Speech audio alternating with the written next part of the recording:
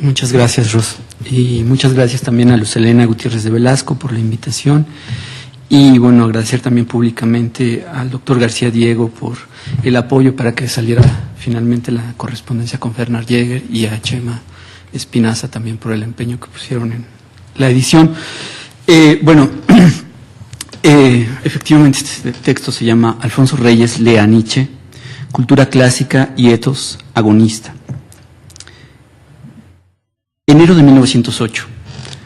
Alfonso Reyes está en casa de su familia, en Monterrey. Hace pocos días mostró a su padre un poema dedicado a Manuel José Otón. La reacción del patriarca lo decepciona. El general Bernardo Reyes no entiende las alusiones a las costumbres griegas que su hijo menciona. En el colmo de la incomprensión, le pide que cuando publique ese poema le agregue algunas notas explicativas. No vaya a ser que el lector se confunda. El joven poeta se siente incomprendido. No hay mucho que hacer en ese lugar. Siente que el ambiente lo agobia. Busca distractores. Recuerda que tiene una lectura pendiente. Busca el libro. Hojea sus páginas. Se trata de El nacimiento de la tragedia, de Friedrich Nietzsche. El filósofo de Basilea hace apenas 8 años que falleció. En la revista Moderna, recuerda Reyes, han publicado algunos de sus aforismos demoledores. En España, la editorial Sempere ha comenzado a traducirlo de manera más sistemática. Nietzsche empieza a ser discutido, meditado y comentado en el mundo hispánico. El libro que Reyes lee no tiene más que algunos meses de haber aparecido en Valencia. Reyes recorre las páginas del nacimiento de la tragedia y el desconcierto no tarda en llegar. Se trata de un libro raro. En él, el filólogo alemán muestra 2 fuerzas antagónicas que generan la tragedia griega: el espíritu apolíneo, del sueño y de la apariencia, y el espíritu dionisiaco, de la música y de la embriaguez. Un mundo nuevo y distinto emerge ante los ojos de Reyes. La imagen de Grecia, en el joven escritor, da un vuelco total. ¿Cuál era el mundo griego de Alfonso Reyes hasta antes de leer este libro? El joven poeta se había formado en la Grecia de Rodó y de Darío. La antigüedad clásica de los modernistas era alegre, risueña, racional y mesurada. El milagro griego, el del nacimiento de la razón, era alabado y cantado gracias, sobre todo, a la imagen francesa que se habían hecho los intelectuales hispanoamericanos a partir de Renan. Jesús Urueta, por ejemplo, maestro de Reyes en la Escuela Nacional Preparatoria, publicó un libro justo antes de que Reyes ingresara a esa institución, donde trazaba una imagen de la Grecia que era común en esos momentos. Se trataba de una cultura y un pueblo estético, mesurado y refinado. Cito a Urueta: a formar artistas tendía toda la educación, desarrollando y afinando las facultades estéticas innatas de la raza. Toda la enseñanza era literaria, musical y gimnástica. Una influencia estética orientaba sus facultades hacia la belleza. Sus sacerdotes no fueron teólogos, sino poetas. El alma ática para Urueta revelaba un grado de castidad, de fineza, de elegancia y de gracia en los sentimientos que difícilmente podemos juzgar los hombres de manos hechas a la maquinaria. La moderación, la sagacidad, la inteligencia, el equilibrio, todas esas características hacían de Atenas, a decir de muchos modernistas, un pueblo ilustre e ideal. Nietzsche, por el contrario, revelaba una Grecia pesimista, desenfrenada, irracional y delirante.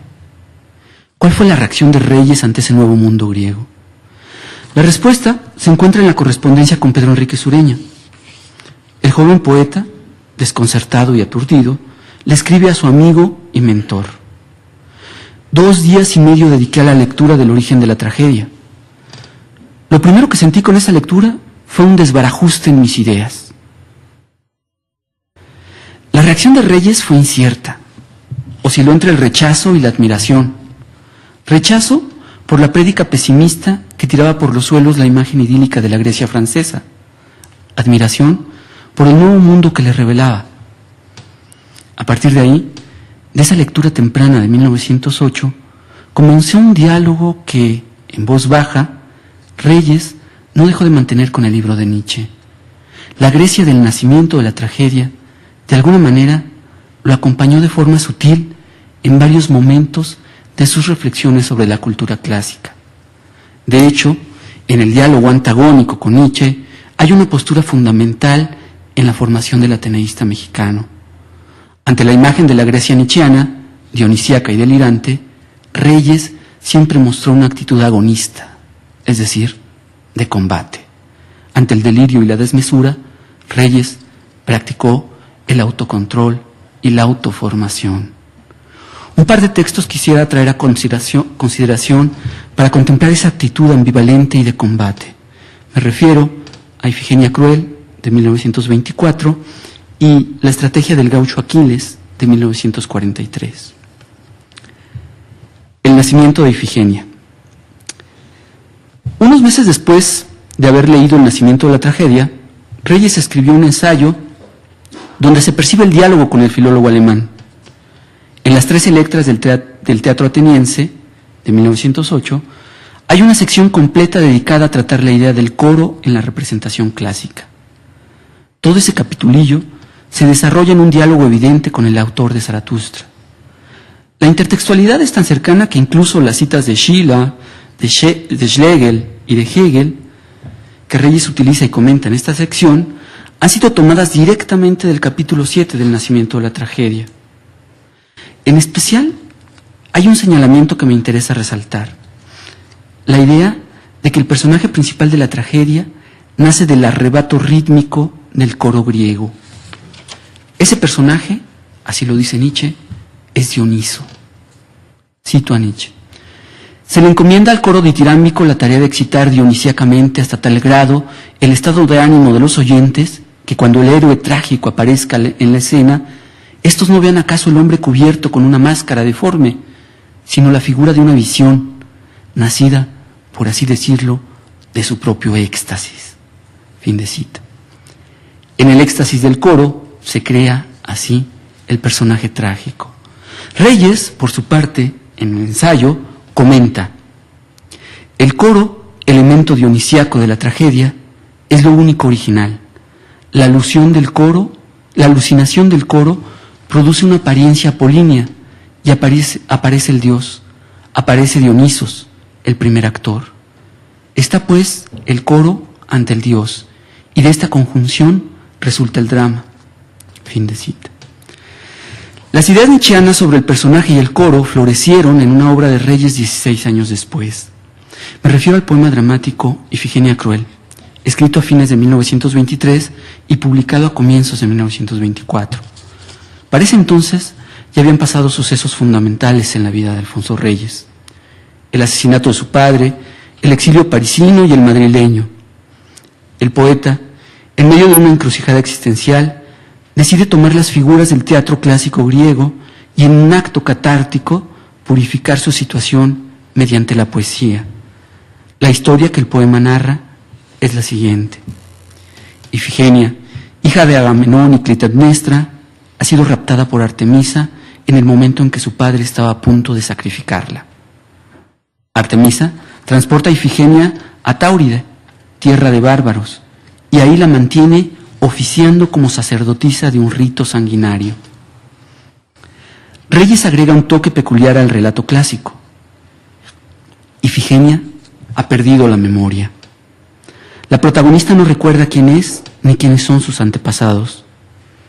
El poema dramático de Reyes comienza, de manera significativa para las aseveraciones nietzscheanas, con un diálogo entre la protagonista, Ifigenia, y el coro. Dice Ifigenia: os amo así, sentimentales para mí, haciendo a coro, para mi uso, un alma, donde vaya labrada la historia que me falta, con estambre de todos los colores, que cada una ponga de su trama. La protagonista, sin memoria y sin recuerdos, pide al coro que le cree un pasado humano. Sin embargo, lo único que las coreutas de Táuride pueden forjar es la imagen de Artemisa. Así, Ifigenia se presenta como una resonancia, como una figura especular de la diosa. Cito las palabras de Ifigenia. Pero soy como me hiciste, diosa, entre las líneas iguales de tus flancos, como plomada de albañil segura, y como tú, como una llama fría. De esta manera, al inicio de la obra de Reyes se asiste, simbólicamente, al intento de creación del personaje trágico mediante el coro. Sin embargo, el tema del coro y la creación del héroe no es el único elemento nietzscheano en Ifigenia Cruel. Otra escena del poema tiene claros resabios de las consideraciones del filólogo alemán. Me refiero al pasaje en que Orestes entra a escena y encuentra a su hermana Ifigenia. En todo el teatro clásico, en el renacentista y en el moderno, Orestes rescata a Ifigenia y la devuelve a Grecia. En el caso de Reyes no es así. Orestes, todavía sin reconocerla, establece un diálogo con su hermana. Él es el griego civilizado que llega a tierras bárbaras. Ella es la sacerdotisa de un culto sangriento. Él representa la fuerza civilizatoria, la razón, la lógica. Ella asume la figura de la barbarie. En el diálogo se encuentran dos visiones antagónicas del mundo. En la breve noticia que precede al poema, Reyes ya lo había señalado. En este diálogo se expone el choque entre Grecia y los bárbaros. Ifigenia habla en nombre de los bárbaros y Orestes en nombre de Grecia. Por su parte, Nietzsche había escrito: al griego Apolinio lo dionisiaco le parecía bárbaro. La caracterización de Orestes como el símbolo de la racionalidad y de la apariencia, frente a Ifigenia como la representante de la barbarie, se ve acentuada en la medida en que el antagonista comienza a reconocer a su hermana gracias a deducciones lógicas. Entre las tinieblas bárbaras que rodean a Ifigenia, Orestes identifica un fulgor especial, el fulgor heleno. Su anagnórisis proviene de una serie de deducciones racionales. El personaje se asume como representante de Apolo, mientras que Ifigenia simboliza a sus ojos la furia y el delirio. De aquí a establecer la similitud Orestes, Apolo, Ifigenia, Dioniso, no hay mucho tramo. Cito las palabras de Orestes: así me devuelves, mujer, la confianza de Apolo, solo con tu furia y con tu locura solo. En el discurso de Orestes se forjan así dos universos en contraposición: él bajo el aura y la confianza apolínea, ella arrebatada por la furia. Sobre el carácter racional y lógico de Orestes, Reyes escribió en la misma breve noticia del poema, cito: respecto a la exhibición de formas lógicas mediante las cuales Orestes llega a comprender que Ifigenia es su propia hermana, no se carguen solamente a mi cuenta, sino a cierta pedantería filosófica y racionante propia del griego en vías de definición, que es Orestes. Fin de cita. La pregunta se vuelve inevitable. ¿No resuena en ese diálogo entre el protagonista y el antagonista la dicotomía apolíneo-dionisiaca? ¿No está jugando Reyes a contraponer los dos impulsos artísticos descritos por Nietzsche? En La afición de Grecia, libro aparecido en 1960, apenas 3 meses después de la muerte de Reyes, hay dos ensayos que retratan de manera admirable las actitudes y las fuerzas vitales de Ifigenia y de su hermano. Me refiero a los textos La insolencia de Jonia, escrito en 1958, y El asombro de Delfos, de 1959. En estos dos escritos, Reyes traza el espíritu que moviliza las visiones de los personajes de su poema, escrito 25 años atrás. Pareciera que regresa una y otra vez a la dupla originaria. En La insolencia de Jonia, Reyes habla de la actitud desafiante, por primera vez en la historia de Occidente, de los presocráticos. La explicación racional del mundo ha aparecido.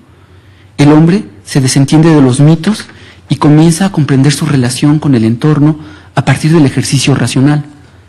Por su parte, en el asombro de Delfos, Reyes retrata el espíritu delirante de las orgías dionisíacas domesticadas en Delfos por los sacerdotes de Apolo. La identificación resulta inevitable. Orestes representa, como lo decía en Ifigenia Cruel, el espíritu naciente, irracional del pueblo heleno, mientras que Ifigenia es una sacerdotisa que oficia en un mundo cruel y arrebatador. Al final del ensayo, El asombro de Delfos, Reyes escribe un par de líneas que pueden leerse como el testamento de sus estudios sobre el mundo clásico antiguo. Cito: Delfos y la insolencia jonia, dos claves para el entendimiento de Grecia y Occidente. Estos granos de oro se nos han quedado en las cernederas tras decolar por algunos años el pactolo de la sabiduría clásica. Fin de cita. Nuevamente, me parece inevitable la pregunta. En la dicotomía entre Jonia y Delfos, ¿no se esconde a su vez el dúo Apolo-Dionisos, Orestes y Ifigenia? Queda claro que ahí se encuentra un diálogo antagónico entre fuerzas distintas y seminales. La estrategia del gaucho Aquiles. En la estrategia del gaucho Aquiles, texto de 1943, recopilado en Junta de Sombras, Reyes arma toda una metáfora sobre la actualidad de la cultura clásica griega en la época moderna. Ahí, dice el ensayista, hay que contemplar la antigüedad con ojos vivos y alma de hombres. Hay que volver a sentir las cosas de la epopeya. La vivencia de la antigüedad a veces se da de manera inconsciente, mediante el contacto con los mitos reactualizados. Para demostrarlo, Reyes cuenta una anécdota. En la Pampa Argentina, ha escuchado un diálogo entre un gaucho joven y uno viejo. El joven decía estar enamorado y obsesionado por una mujer. El viejo le aconseja dar rienda suelta a sus pasiones, pero le pide que no se deje ganar por el lao de las casas. La frase parece enigmática, pero de inmediato la memoria de Reyes, esa memoria que tantos elogios le mereció de Borges, da con una cita de Martín Fierro. No dejes que hombre ninguno te gane el lao del cuchillo, escribe José Hernández. A partir de ahí, Reyes elabora una explicación del diálogo pampeano a partir de un paisaje de la Ilíada, en donde Aquiles persigue a Héctor para matarlo. Es el canto 22. El combate es inclemente. Héctor intenta huir dando de vueltas en torno a Troya. Aquiles lo sigue con la seguridad de que le dará muerte. Finalmente, la batalla se define cuando Héctor, en medio de la desesperación, toma el lado del camino. Aquiles le cierra el paso hacia Troya y le gana el lado de las casas. Reyes aclara la alegoría. El lado del camino significa la fuga, la disolución, la pérdida del centro, el lugar donde el hombre se pierde y enloquece. El lado de las casas, por el contrario, representa el refugio donde el hombre adquiere una estructura, donde arma su voluntad y se hace fuerte. Un lado significa la sinrazón, la desmesura, el delirio. ¿Dioniso? El otro significa el autoconocimiento, el autodominio, la reafirmación de la voluntad. ¿Apolo? Al término del ensayo, Reyes, quien ya ha presentado su yo narrativo ensayístico como un personaje, no duda sobre el sendero que va a seguir. Reyes medita y camina del lado de las casas. En él, la suerte antinómica, Dioniso-Apolo, inclina su balanza del lado del autodominio formativo. Ante lo real desmesurado, Reyes, en actitud agonista, siempre luchó por dejar un ideal de formación humana. Ethos agonista. Habrá quienes aseguren que, a lo largo de toda su vida, Reyes prestó poca atención a las ideas de Nietzsche. Nunca, por ejemplo, le dedicó un ensayo completo, como sí lo hizo con Jacob Burckhardt, el maestro de Nietzsche en Basilea. Ni se refirió a él en las escasas alusiones de manera halagadora. Por el contrario, se dirá, casi siempre lo mencionó con recelo. Las ideas sobre el superhombre parece ser que no lo convencieron del todo.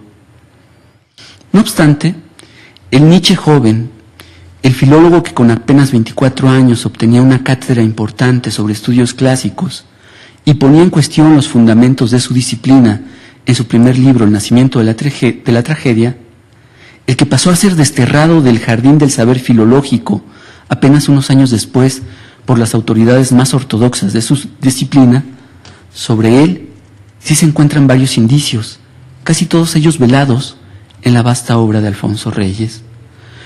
Yo solo he querido señalar el eco en 2 ensayos. Después de eso, no cabe duda de que El nacimiento de la tragedia fue una revelación para el joven lector y escritor Alfonso Reyes. Tampoco sorprende que 50 años después, en una carta inédita dirigida a un exiliado alemán en Chile, Reyes confesara la importancia de aquel momento. Cito la carta a Udo Ruxer. Nietzsche tuvo una influencia decisiva en mi formación desde mi adolescencia. El origen de la tragedia me abrió un mundo nuevo. Este filósofo era la lectura favorita de mi generación: el Ateneo de la Juventud, Antonio Caso, Pedro Enrique Sureña, José Vasconcelos y yo. Yo nunca he dejado de mano los libros de Nietzsche. Fin de cita. Tampoco debe resultar desconcertante que en la mitología griega, libro que Reyes dejó listo para su publicación, pero que solo vio la luz después de muerto su autor, al referirse a Dioniso, asegurara, cito nuevamente: siguen siendo válidas en general las tesis de Nietzsche, y solo cabe insistir, como lo hemos hecho a cada paso, en que fue una suerte si el orden intelectual de Apolo pudo, a tiempo, domesticar y reducir el irresponsable culto orgiástico y las exorbitancias del dios enloquecido, salvando así a Grecia de hundirse prematuramente en un desastre que le hubiera impedido surgir al plano de la historia. Fin de cita. Reyes siempre prefirió al Apolo domesticador frente al desorden y la exorbitancia. En esa actitud se encuentra lo que yo llamo el ethos agonista de Reyes. Ante la desmesura, prefirió el dominio de sí mismo.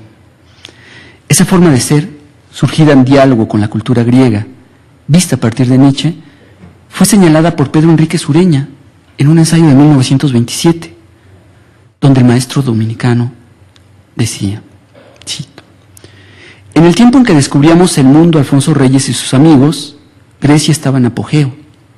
Nunca brilló mejor.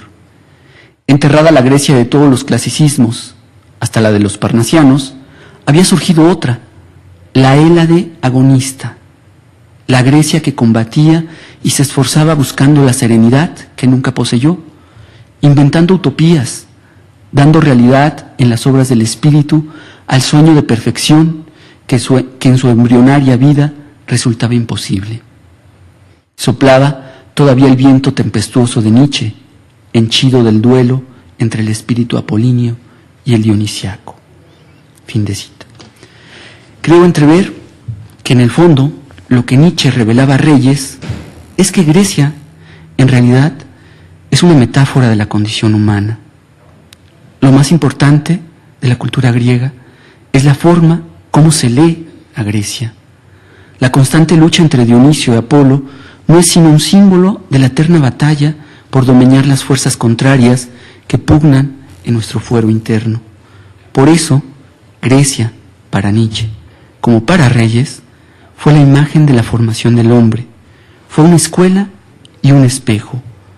No se trata de Grecia como un objeto de estudio, propio del trabajo filológico historicista, contra el cual Nietzsche lanzó toda su vida dardos irónicos, sino de Grecia como una investigación de las posibilidades propias. Esto quizás se puede resumir en una frase del propio Reyes escrita en otra parte: mi Grecia, señores, soy yo. Gracias.